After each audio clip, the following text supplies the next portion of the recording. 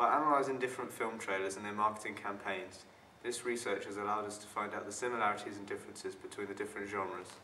Since our genre is mainly psychological thriller, we thought it would be best to specifically focus on this genre whilst doing our research. However, we also additionally did basic research on other genres such as comedy, romance, action and adventure.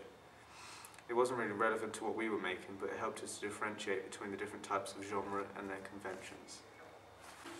Mainly, the film trailer analyses focuses on what makes the film intriguing to the audience, how they have conformed to the conventions of the genre, whether they have used a voiceover or how it is effective.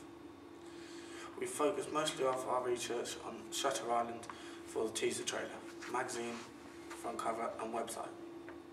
But we also looked at film trailers for movies such as Up, Grown Ups, Public Enemy, The Phantom Menace, Last Chance Harvey, Imagine That, Adventureland and Revenge of the Fallen.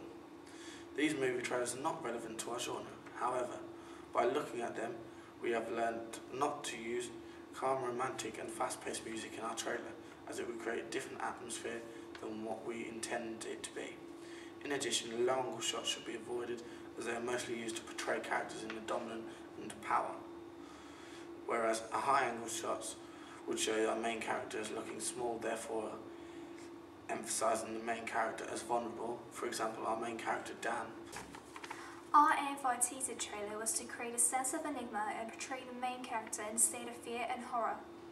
Teaser trailers only last for about 30 to 60 seconds and are fast-paced, so you don't see that much of the plot. The length of shots become much quicker and shorter as the teaser trailer goes on, which is a typical convention of a psychological thriller genre. They start slow, but as the story goes on, the shots become shorter and much faster, so does the music. For instance, in our teaser trailer, the shots become shorter and shorter towards the end as Dan runs off into the distance. The scenery in thriller/psychological movies are often in isolated areas. Most of our teaser trailer was filmed in an isolated area with no people in sight.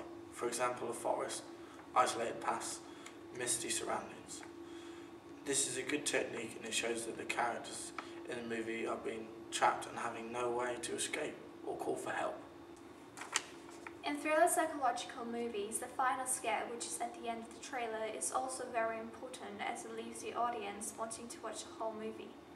We also used text to help us create a sense of enigma, as there was no talking in our teaser trailer. We didn't really challenge at many conventions, except for the fact that we used a male victim instead of a female. This is a challenge convention because in most psychological thriller movies, the victims are females. For the creation of our website, we took inspiration from various existing movie websites from our genre, such as Shutter Island and Paranormal Activity. We noted that the layout was simple and uncluttered so as not to detract from the mysterious image the lead actor, Leonardo DiCaprio, in profile. That was the focal point of the site. The colours used were black, dark blues and greys, which emulated using a black background and an intriguing image of the Umbra eyes. We included links to social media such as Facebook and Twitter and also our trailer. Before we created the design for our magazine front cover, we looked at other covers. Some of the features we used were a masthead, main headline and title, main image and features and puffs inside the magazine. The magazine company we decided to use was Total Film. We noticed that Total Film normally have themed issues, so they added features such as top 20 movies that will keep you on the edge of your seat. We also aimed to keep the conventions of a dark background to Total Film's signature white font. Since all our analysis is based on Shutter Island, we thought it would be best to analyse Shutter Island for the front cover too. We have also challenged conventions of the real magazines, as our main character is looking into the distance instead of at the camera, which has a unique look but also making it more mysterious.